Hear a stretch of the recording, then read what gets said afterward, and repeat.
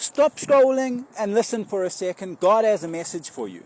In John 4:14, Jesus says, "But whoever drinks the water I give them will never thirst." He's speaking to a Samaritan woman, and he tells her she's been married 5 times, and the man she's currently with is not her husband. You see, Jesus wasn't talking about physical water. He was talking about the thirst inside of her for love and acceptance, that thirst inside of her for companionship.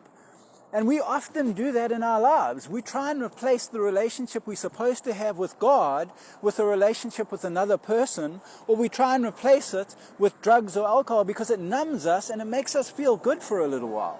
But that's temporary, because eventually it leads you to hugging a toilet. Eventually it leads you to a place of brokenness. You cannot replace a God-shaped hole in your life with something else.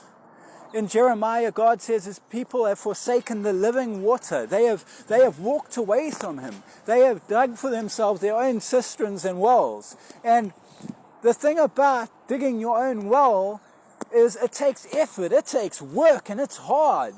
And he says that those wells cannot hold water. You see, what you're looking for, you can't find in the world. You have to find in God.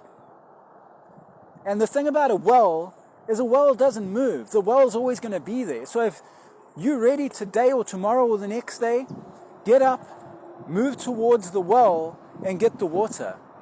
The thing about staying where you are, even if it's dry and deserted, you will still dig a well where you are to try find water. But it's going to take effort, and it's not going to be able to hold the water that you need in your life.